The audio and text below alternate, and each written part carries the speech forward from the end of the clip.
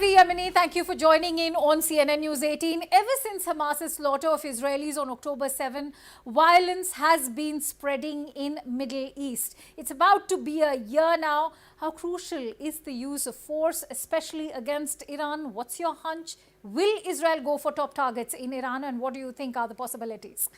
Yeah, well, I absolutely think they will. They have to. There's no way they can let Iran get away with firing 200 ballistic missiles at civilians across the country. My mother messaged the family WhatsApp group, as the rockets are dropping and you can hear the explosions overhead, and she's just, calling out to all her kids to pray.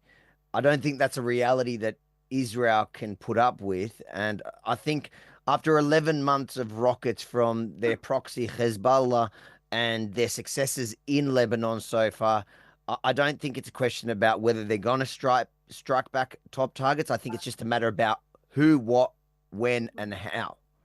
Avi, there is this disturbing phenomenon across the world, including Australia, where there are marches being held eulogizing the martyrdom of Nasrallah. What's your take?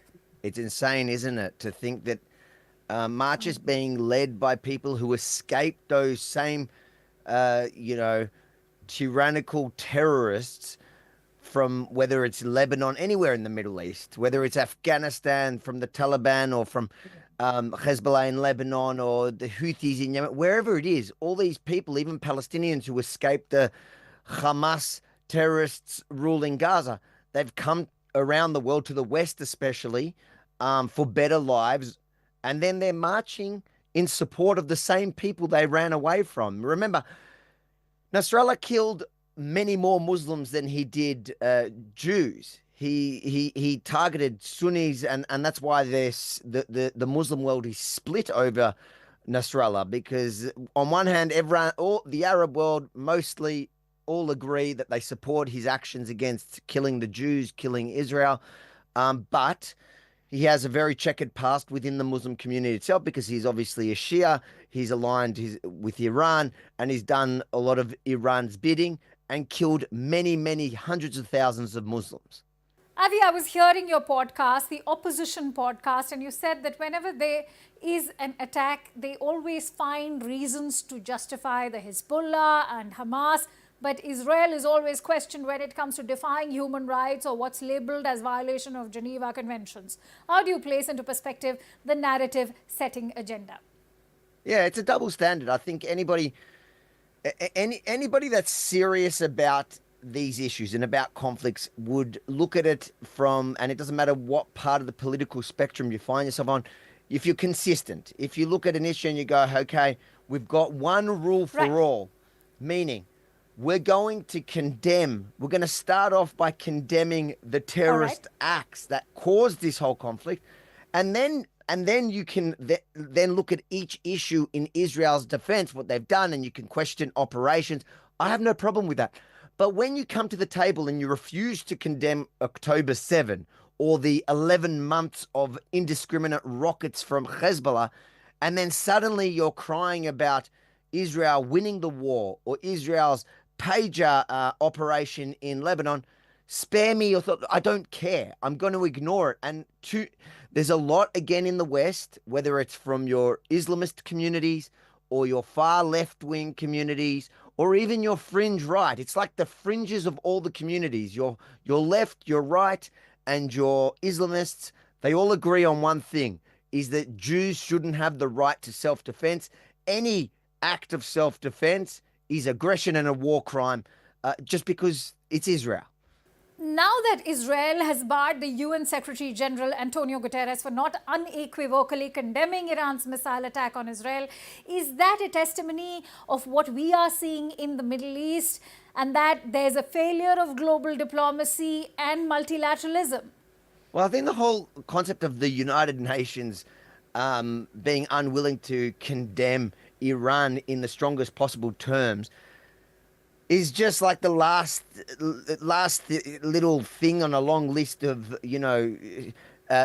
problems with the United Nations at the moment. Remember that only 3 days ago, Israel killed the top Hamas leader in Lebanon, who was a UN employee.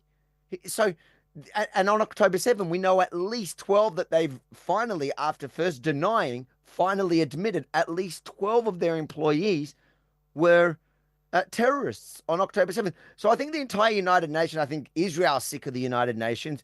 You look at how many resolutions are passed against the one Jewish state, and then you compare it to, for example, Syria, who killed many, many more hundreds of thousands of their own civilians, and they don't even come close.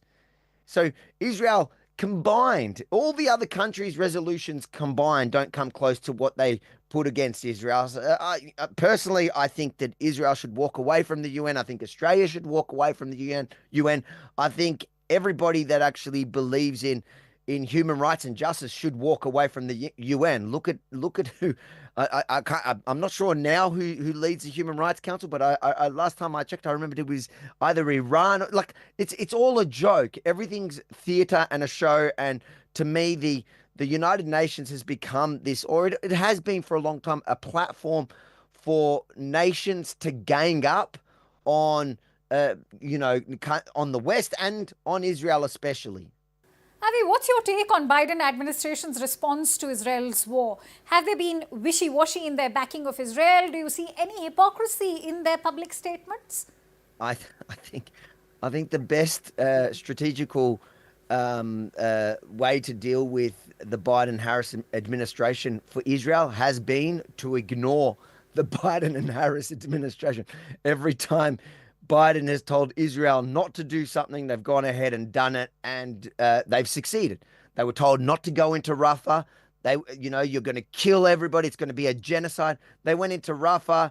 They saved hostages in Rafah, and it was actually minimal deaths in Rafah because they successfully moved, so many civilians over to the next safe zone. They were told not to do Lebanon, and look at the operations they did in Lebanon. They targeted 3,000 Hezbollah terrorists with pages. Unfortunately, one little girl was caught up in it as well. But 1 out of 3,000. There's no other military operation in the world where you're getting one civilian of collateral damage compared to 3,000 terrorists. So what I'd say is I think Israel's going to continue ignoring the Biden-Harris administration. They only have about a little over a month till the election. And I dare say, if I'm a betting man, I think Israel's betting on a Trump presidency, which for Israel means they're going to have the full backing to actually sort out this problem. I think Iran's also looking at America, and they're a little bit worried because they realize once Trump is in the White House, they're not going to be able to play these games even a little bit. There's going to be no hesitation by Trump.